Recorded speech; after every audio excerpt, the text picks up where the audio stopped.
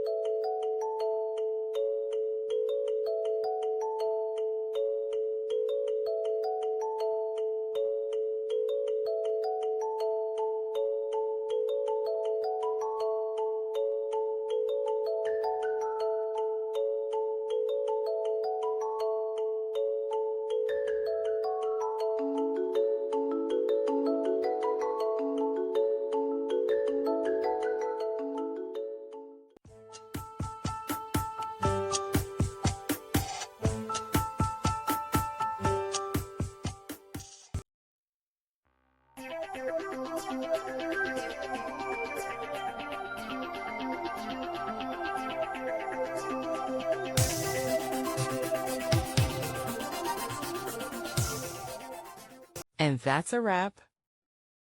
I hope you found the answer you were looking for.